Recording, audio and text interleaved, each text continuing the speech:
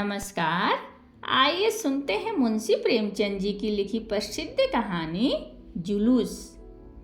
पूर्ण स्वराज्य का जुलूस निकल रहा था।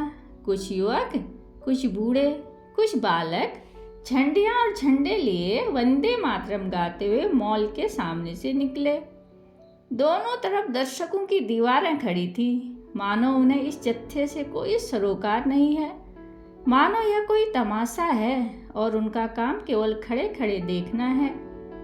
शंभुनाथ ने दुकान की पटरी पर खड़े होकर अपने पड़ोसी दीनदयाल से कहा, सब के सब काल के मुंह में जा रहे हैं, आगे सवारों का दल मार मार कर भगा देगा। दीनदयाल ने कहा, महात्मा जी भी सठिया गए हैं, जुलूस निकालने से स्वराज्य मिल जाता तो अब तक कब का मिल गया होता। और जुलूस में है कौन लोग, देखो, आवारा लड़के, सिरफिरे, शहर का कोई बड़ा आदमी नहीं। मैं कुछ चट्टियों और स्लीपरों की माला गर्दन पर लटकाए खड़ा था। इन दोनों सेठों की बातें सुनकर हंसा। शंभू ने पूछा, क्यों हंसे मैकू, आज रंग चोखा मालूम होता है। मैकू हंसा इस बात पर जो तुमने कही कि कोई बड़ा आदमी जुलूस में नहीं है। बड़े आदमी क्यों जुलूस में आने लगे? उन्हें इस राज में कौन आराम नहीं है। बंगलों और महलों में रहते हैं, मोटरों में घूमते हैं, साहबों के साथ दावतें खाते हैं, कौन तकलीफ है। मर तो हम लोग रहे हैं जिन्हें रोटियों का ठिकाना नहीं। इस वक्त कोई टेनिस खेलता होगा, कोई चाय पीता होगा, कोई ग्रामोफोन लिए गाना सुनता होगा, कोई पार्क की सैर करता होगा, यहाँ आए पुलिस के कोड़े खाने के लिए। तुमने भली कही शंभू, तुम ये बातें क्यों समझोगे मैकू? जिस काम में चार बड़े आदमी अगवा होते हैं उनकी सरकार पर भी धाक बैठ जाती है। आवारा लड़कों की गौल भला हाकिमों की निगाह में क्या जचेगी? मैकू ने ऐसी दृष्टि से देखा जो कह रही थी, इन बातों के समझने का ठेका कुछ तुम्ही ने नहीं लिया है, और बोला, बड़े आदमी को हम ही लोग बनाते बिगाड़ते हैं या कोई और? कितने ही लोग जिन्हें कोई पूछता भी न था हमने ही बनाए। बड़े आदमी बन गए और मोटरों पर निकलते हैं और हमें नीचा समझते हैं।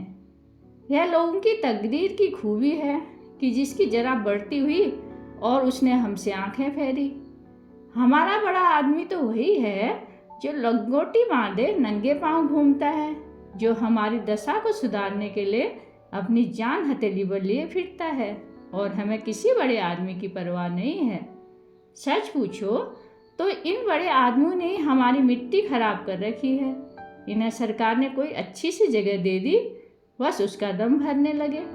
दीनदयाल, नया दरोगा बड़ा जल्लाद है, चौरस्ते पर पहुंचते ही हंटर लेकर पिल पड़ेगा। फिर देखना सब कैसे दुम दबाव कर भागते हैं, मजा आएगा। जुलूस स्वाधीनता के नशे में चोर चौरस्ते पर पहुंचा तो देखा आगे सवारों और सिपाहियों का एक दस्ता रास्ता रोके खड़ा है। सहसा दरोगा बीरबल सिंह आगे बढ़कर जुलूस के सामने आ गए और बोले, तुम लोगों को आगे आने का हुक्म नहीं है। जुलूस के बूढ़े नेता इब्राहिम अली ने आगे बढ़कर कहा, मैं आपको इत्मीनान दिलाता हूँ, किसी किस्म का दंगा फसाद न होगा। हम दुकान लूटने या मोटरें तोड़ने नहीं निकले हैं, हमारा मकसद इससे कहीं ऊंचा है। बीरबल, मुझे यह हुक्म है कि जुलूस यहाँ से आगे ना आने पाए। इब्राहिम, आप अपने अफसरों से जरा पूछ कर न लें। बीरबल, मैं इसकी कोई ज़रूरत नहीं समझता। इब्राहिम, तो हम लोग यहीं बैठते हैं, जब आप लोग चले जाएंगे तो हम निकल जाएंगे। बीरबल, यहाँ खड़े होने का भी हुक्म नहीं है, तुमको वापस जाना पड़ेगा। इब्राहिम ने गंभीर भाव से कहा, वापस तो हम न जाएंगे, आपको या किसी को भी हमें रोकने का कोई हक नहीं है। आप अपने सवारों, संगीनों और बंदूकों के जोर से हमें रोकना चाहते हैं, रोक लीजिए, मगर आप हमें लौटा नहीं सकते। न जाने वह दिन कब आएगा जब हम हमारे भाई बंदे ऐसे हुक्मों की तालीम करने से साफ इनकार कर देंगे, जिनकी मनसा महज कौम को गुलामी की जंजीर में जकड़े रखना है। बीरबल ग्रेजुएट था, उसका बाप सुपरिटेंडेंट ऑफ पुलिस था। उसकी नस नस में रौब भरा हुआ था। अफसरों की दृष्टि में उसका बड़ा सम्मान था। खासा गोरा चिट्टा, नीली आंखें और भूरे बालों वाला वह तेजस्वी पुरुष था। शायद जिस वक्त वह कोट पहनकर ऊपर से हैट लगा लेता है तो यह भूल जाता है कि मैं भी यहीं का रहने वाला हूँ। शायद वह अपने को राज्य करने वाली जाति का अंग समझने लगता था। मगर इब्राहिम के शब्दों में जो तिरस्कार भरा हुआ था उसने जरा देर के लिए उसे लज्जित कर दिया। पर मामला नाजुक था। जुलूस को रास्ता दे देता है तो जवाब तलब हो जाएगा, वहीं खड़ा रहने देता है तो यह सब एक न जाने कब तक खड़े रहें। इस संकट में पड़ा हुआ था कि उसने डीएसपी को घोड़े पर आते देखा। अब सोच विचार का समय न था, यह मौका था कारगुजारी दिखाने का। उसने कमर से बैटन निकाल लिया और घोड़े को एड़ लगाकर जुलूस पर चढ़ने लगा। उसे देखते ही सवारों ने भी घोड़े को जुलूस पर चढ़ाना शुरू कर दिया। इब्राहिम दरोगा के घोड़े के सामने खड़ा था। उसके सिर पर एक बैटन ऐसे जोर से पड़ा कि उसकी आंखें तिलमिला गई। खड़ा न रह सका, सिर पकड़कर बैठ गया। उसी वक्त दरोगा जी के घोड़े ने दोनों पांव उठाए और जमीन पर बैठा हुआ इब्राहिम उसके टापों के नीचे आ गया। जुलूस अभी तक शांत खड़ा था। इब्राहिम को गिरते देखकर कई आदमी उसे उठाने के लिए लपके, मगर कोई आगे न बढ़ सका। उधर सवारों ने डंडे बड़ी दृढ़ता से पड़ रहे थे।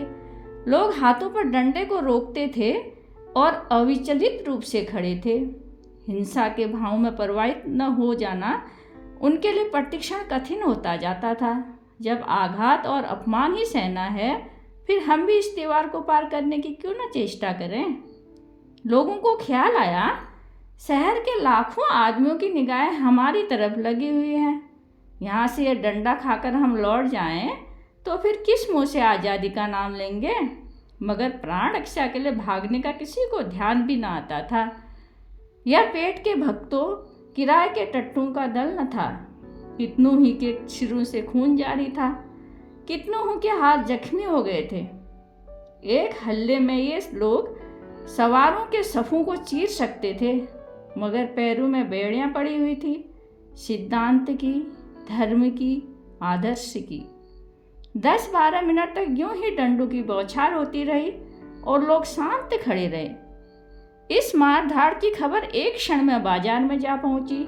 इब्राहिम घोड़े से कुचल गए, कई आदमी जख्मी हो गए, कई के हाथ टूट गए, मगर न वे लोग पीछे फिरते हैं और न पुलिस उन्हें आगे जाने देती है। मैकू ने उत्तेजित होकर कहा, हम भी चलते हैं भाई, देखी जाएगी। शंभू 1 मिनट तक मौन खड़ा रहा। एकाएक उसने भी दुकान बढ़ाई और बोला, एक दिन तो मरना ही है, जो कुछ होना है हो। आखिर वे लोग सभी के लिए तो जान दे रहे हैं। देखते देखते अधिकांश दुकानें बंद हो गई। वे लोग जो 10 मिनट पहले तमाशा देख रहे थे, इधर उधर से दौड़ पड़े और हजारों आदमियों का विराट दल घटनास्थल की ओर चला। यह उन्मत्त, हिंसामद से भरे हुए मनुष्यों का समूह था, जिसे सिद्धांत और आदर्श की परवाह न थी, जो कुछ करने के लिए ही नहीं, मरने के लिए भी तैयार थे। कितनों ही के हाथों में लाठियां थी, कितनों ही जेबों में पत्थर भरे हुए थे। न कोई किसी से कुछ बोलता था, न पूछता था। बस सब के सब मन में एक दृढ़ संकल्प लिए लपके चले जा रहे थे, मानो कोई घटा उमड़ी चली जाती हो। इस दल को दूर से देखने ही सवार में कुछ हलचल पड़ी। बीरबल सिंह के चेहरे पर हवाइयाँ उड़ने लगी। डीएसपी ने अपनी मोट आगे बढ़ाई। शांति और अहिंसा के वर्तीधारियों पर डंडे बरसाना और बात थी, एक उन्मत्त दल से मुकाबला करना दूसरी बात। सवार और सिपाही पीछे खिसक गए। इब्राहिम की पीठ पर घोड़े के टाप रख दी। वह अचेत जमीन पर पड़े थे। इन आदमियों का शोरगुल सुनकर आप ही आप उनकी आंखें खुल गई।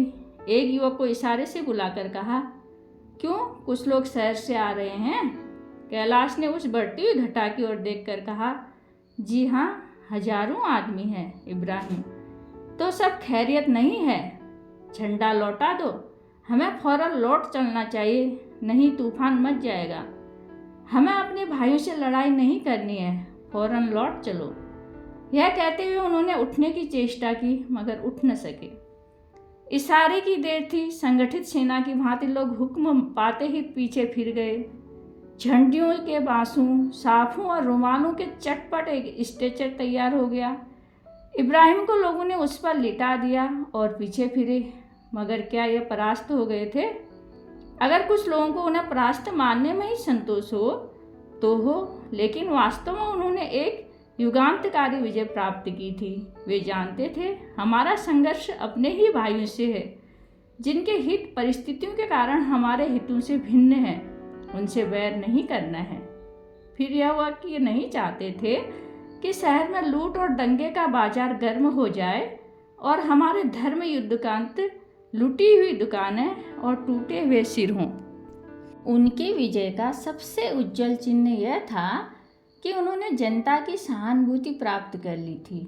वही लोग जो पहले उन पर हंसते थे, उनका धैर्य और साहस देखकर उनकी सहायता के लिए निकल पड़े थे। मनोवृत्ति का यह परिवर्तन ही हमारी असली विजय है। हमें किसी से लड़ाई करने की जरूरत नहीं।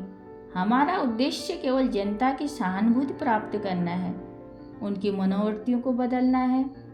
जिस दिन हम इस लक्ष्य पर पहुंच जाएंगे, उसी दिन स्वराज्य सूर्य उदय होगा। 3 दिन गुजर गए थे।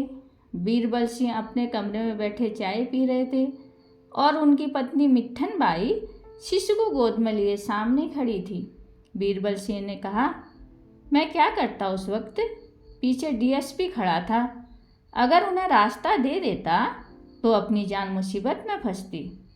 मिट्ठन बाई ने सिर हिलाकर कहा, तुम कम से कम इतना तो कर ही सकते थे कि उन पर डंडे न चलने देते। तुम्हारा काम आदमियों पर डंडे चलाना है। तुम ज़्यादा से ज़्यादा उन्हें रोक सकते थे। कल को तुम्हें अपराधियों को बेंत लगाने का काम दिया जाए तो शायद तुम्हें बड़ा आनंद आएगा, क्यों? बीरबल सिंह ने खिसिया कर कहा, तुम तो बात नहीं समझती हो। मिट्ठन बाई, मैं खूब समझती हूँ। डीएसपी पीछे खड़ा था। तुमने सोचा होगा ऐसी कारगुजारी दिखाने का अवसर शायद फिर कभी मिले या न मिले। क्या समझते हो, उस दल में कोई भला आदमी न था? उसमें कितने आदमी ऐसे थे जो तुम्हारे जैसे नौकर रख सकते हैं? विद्या में तो शायद अधिकांश तुमसे बड़े हुए होंगे, मगर तुम उन पर डंडे चला रहे थे और उन्हें घोड़ों से कुचल रहे थे। वाह हरी जवामर्दी! बीरबल ने बेहयाई से हंसी के साथ कहा, डीएसपी ने मेरा नाम नोट कर लिया है, सच। दरोगा जी ने समझा था यह सूचना देकर वो मिट्ठन बाई को खुश कर देंगे। सज्जनता और भलमानसी आदि ऊपर की बातें हैं, दिल से नहीं जबान से कही जाती हैं। स्वार्थ दिल की गहराई में बैठा होता है, वही गंभीर विचार का विषय है। मगर मिट्ठन बाई के मुख पर हर्ष की कोई रेखा नजर न आई। ऊपर की बातें शायद गहराइयों तक पहुंच गई थी। बोली, जरूर कर लिया होगा और शायद तुम्हें जल्द तरक्की भी मिल जाए, मगर बेगुनाहों के खून के हार रंगकर तरक्की पाई तो क्या पाई? यह तुम्हारी कारगुजारी का इनाम नहीं, तुम्हारे देशद्रोह की कीमत है। तुम्हारी कारगुजारी का इनाम तो तब मिलेगा जब तुम किसी खून को खोज निकालोगे, किसी डूबते हुए आदमी को बचा लोगे। एकाएक एक सिपाही ने बरामदे में खड़े होकर कहा, हुजूर, यह लिफाफा लाया हूँ। बीरबल सिंह ने बाहर निकलकर लिफाफा ले लिया और भीतर की सरकारी चिट्ठी निकालकर पढ़ने लगा। पढ़कर उसने मेज पर रख दिया। मिट्ठन ने पूछा, क्या तरक्की का परवान आ गया? बीरबल ने झेप कर कहा, तुम तो जानती हो आज फिर कोई जुलूस निकलने वाला है। मुझे उसके साथ रहने का हुक्म हुआ है। मिट्ठन, फिर तो तुम्हारी चांदी है, तैयार हो जाओ। आज फिर वैसे ही शिकार मिलेंगे। खूब बढ़ चढ़कर हाथ दिखाना। डीएसपी भी जरूर आएंगे। अब कि तुम इंस्पेक्टर तो हो जाओगे, सच। बीरबल सिंह ने माथा सिकोड़कर कहा, कभी कभी तुम बेसिर पैर की बातें करने लगती हो। मान लो मैं चुपचाप खड़ा रहूं तो क्या नतीजा होगा? मैं नालायक समझा जाऊंगा और मेरी जगह कोई दूसरा आदमी भेज दिया जाएगा। कहीं सुबह हो गया कि मुझे स्वराज्यवादियों में सहानुभूति है तो कहीं का न रहूँगा। अगर बर्खास्त न हुआ तो लैन की हाजिरी तो हो ही जाएगी। आदमी जिस दुनिया में रहता है उसी का चलन देखकर काम करता है। मैं बुद्धिमान न सही, पर इतना जानता हूँ कि ये लोग देश और जाति का उद्धार करने के लिए कोशिश कर रहे हैं। यह भी जानता हूँ कि सरकार इस ख्याल को कुचल डालना चाहती है। ऐसा गधा नहीं हूँ कि गुलामी की जिंदगी पर गर्व करूँ, लेकिन परिस्थिति से मजबूर हूँ। बाजे की आवाज़ कानों में आई। बीरबल ने बाहर आकर पूछा, मालूम हुआ स्वराज्य वालों का जुलूस आ रहा है। चटपट वर्दी पहनी, साफा बांधा और जेब में पिस्तौल रखकर बाहर आए। एक क्षण में घोड़ा तैयार हो गया। कांस्टेबल पहले ही तैयार बैठे थे। सब डबल मार्च करते हुए जुलूस की तरफ चले। ये लोग डबल मार्च करते हुए कोई 15 मिनट में जुलूस के सामने पहुंच गए। इन लोगों को देखते ही अगणित कंठों से वंदे मातरम की एक ध्वनि निकली, मानो मेघमंडल में गर्जन का शब्द हुआ हो। फिर सन्नाटा छा गया। उस जुलूस में और इस जुलूस में कितना अंतर था। वह स्वराज्य के उत्सव का जुलूस था, यह एक शहीद के मातम का। 3 दिन के भीषण ज्वर और वेदना के बाद आज उस जीवन का अंत हो गया, जिसने कभी पद की लालसा नहीं की, कभी अधिकार के सामने सर नहीं झुकाया। उन्होंने मरते मरते वसीयत की थी कि मेरी लाश को गंगा में नहलाकर दफनाया जाए और मेरे मजार पर स्वराज्य का झंडा खड़ा कर किया जाए। उनके मरने के समाचार फैलते ही सारे शहर पर मातम का पर्दा सा पड़ गया। जो सुनता था एक बार इस तरह चौंक पड़ता था जैसे उसे गोली लग गई हो, और तुरंत उनके दर्शन के लिए भागता था। सारे बाजार बंद हो गए। इक्कू और तांगों का कहीं पता न था, जैसे शहर लुट गया हो। देखते देखते सारा शहर उमड़ पड़ा। जिस वक्त जनाजा उठा, 1 सवा लाख आदमी साथ थे। कोई आंख ऐसी न थी जो आंसू से लाल न हो। बीरबल सिंह अपने कांस्टेबलों को 5-5 गज के फासले पर जुलूस के साथ चलने का हुक्म देकर पीछे गए। पिछली सफों में कोई 50 गज तक महिलाएं थीं। दरोगा ने उनकी तरफ ताका। पहले ही कतार में मिट्ठन बाई नजर आई। बीरबल को विश्वास न आया। फिर ध्यान से देखा और आंखें फेर ली, पर उनकी एक चितवा न कुछ ऐसा धिक्कार, कुछ ऐसी लज्जा, कुछ ऐसी व्यथा, कुछ ऐसी घृणा भरी हुई थी कि बीरबल सिंह की देह में सिर से पांव तक सनसनी सी दौड़ गई। वह अपनी दृष्टि में कभी इतने हल्के, इतने दुर्बल, इतने जलील न हुए थे। सहसा एक युवती ने दरोगा जी की तरफ देखकर कहा, कोतवाल साहब, कहीं हम लोगों पर डंडे न चला दीजिएगा, आपको देखकर भय हो रहा है। दूसरी बोली, आपके ही कोई भाई थे जिन्होंने इस दिन माल के चौराहे पर उस वीर पुरुष पर आघात किए थे। तीसरी ने कहा, आपके कोई भाई न थे, आप खुद थे। बीशियों के मुंह से आवाज़ें निकली, अच्छा, ये वही महाशय हैं? महाशय, आपको नमस्कार है। यह आपकी ही कृपा का फल है कि आज हम भी आपके डंडों के दर्शन के लिए खड़ी हुई हैं। बीरबल ने मिट्ठन बाई की ओर आंखों का भाला चलाया, पर मुंह से कुछ न बोले। एक तीसरी महिला ने फिर कहा, हम एक जलसा करके आपको जयमाला पहनाएंगे और आपका यशगान करेंगे। चौथी ने कहा, आप बिल्कुल अंग्रेज मालूम होते हैं, जब भी इतने गोरे हैं। एक बुढ़िया ने आंखें चढ़ाकर कहा, मेरी कोख में ऐसा बालक जन्मा होता तो उसकी गर्दन मरोड़ देती। एक युवती ने उसका तिरस्कार करके कहा, आप भी खूब कहती हैं माताजी, कुत्ते तक तो नमक का हाथ अदा करते हैं, यह तो आदमी है।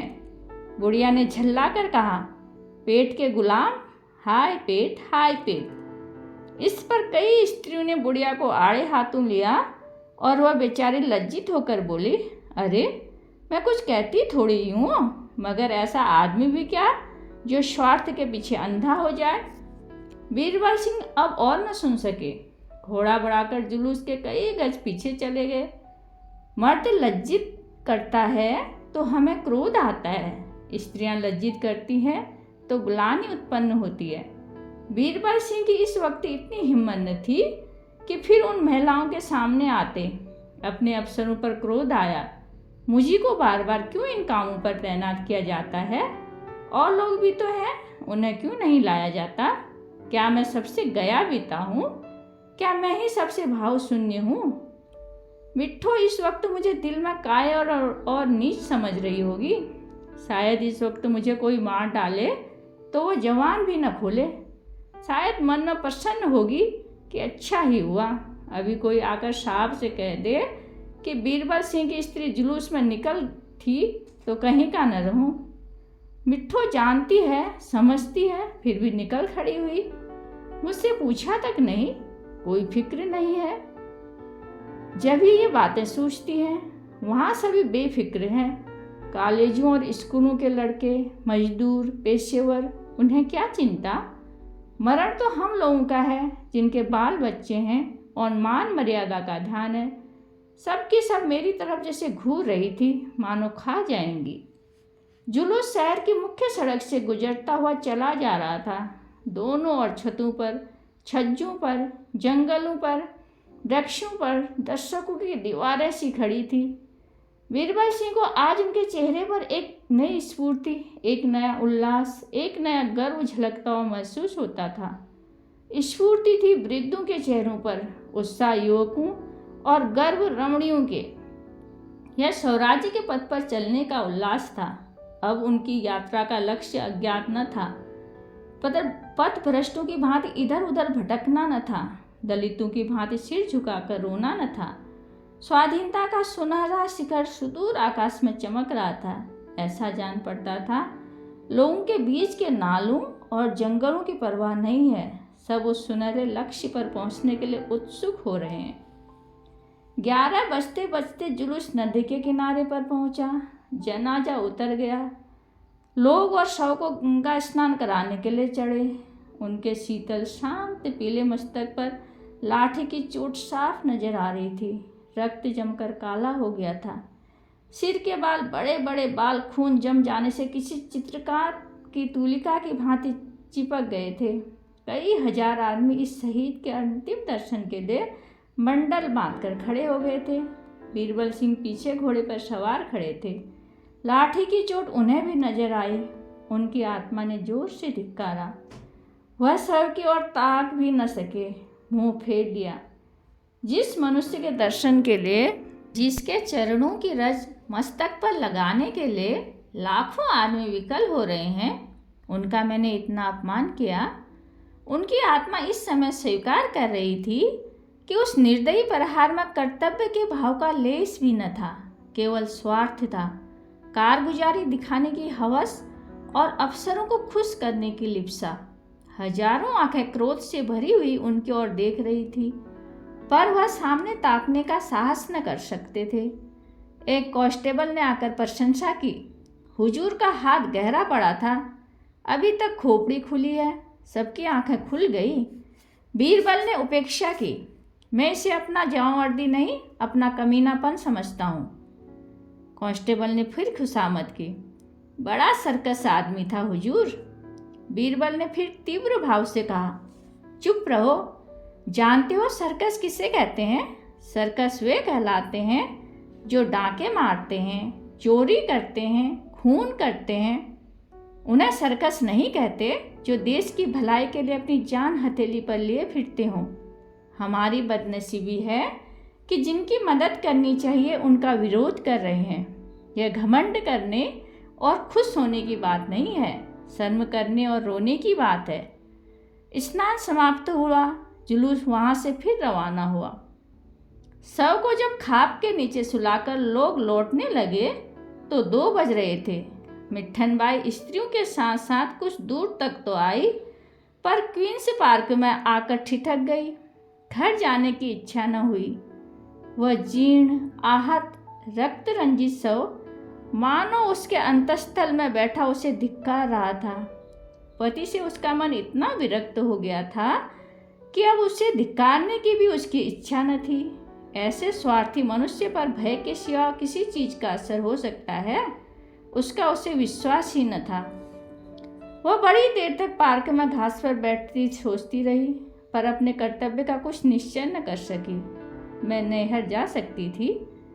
किंतु वहाँ से महीने 2 महीने में फिर इसी घर में आना पड़ेगा। नहीं, मैं किसी की आश्रिता न बनूंगी। क्या मैं अपने गुजर बसर को नहीं कमा सकती? उसने स्वयं भांति भांति की कठिनाइयों की कल्पना की, पर आज उसकी आत्मा में न जाने इतना बल कहाँ से आ गया था। इन कल्पनाओं को ध्यान में लाना ही उसे अपनी कमजोरी मालूम हुई। सहसा उसे इब्राहिम अली की वृद्धा विधवा का ख्याल आया। उसने सुना था कि उसके लड़के वाले नहीं हैं, बेचारी अकेली बैठी रो रही होगी, कोई तसल्ली देने वाला भी पास न होगा। वह उसके मकान की ओर चली। पता उसने पहले ही अपने साथ की औरतों से पूछ लिया था। वह दिल में सोचती जाती थी, मैं उससे कैसे मिलूंगी, उससे क्या कहूँगी, उन्हें किन सब्जों में समझाऊंगी। इन्हीं विचारों में डूबती हुई इब्राहिम अली के घर पहुंच गई। मकान एक गली में था, साफ सुथरा, लेकिन द्वार पर हसरत बरस रही थी। धड़कते हुए हृदय से अंदर कदम रखा। सामने बरामदे में एक खाट पर एक वृद्धा बैठी थी, जिसके पति ने आज स्वाधीनता की वेदी पर अपना बलिदान किया था। उसके सामने सादे कपड़े पहने हुए एक युवक खड़ा था। आंखों में आंसू भरे वृद्धा से कुछ बातें कर रहा था। मिट्ठन उस युवक को देखकर चौंक पड़ी। वह बीरबल सिंह थे। उसने क्रोध में आश्चर्य से पूछा, तुम यहाँ कैसे आए? बीरबल ने कहा, उसी तरह जैसे तुम आई, अपने अपराध क्षमा कराने आया हूँ। मिट्ठन के गोरे मुखड़े पर आज गर्व, उल्लास और प्रेम की जो उज्जवल विभूति नजर आई, वह अकथनीय थी। ऐसा जान पड़ा मानो उसके जन्म जन्मांतर के क्लेश मिट गए हैं। वह चिंता और माया के बंधनों से मुक्त हो गई है। धन्यवाद।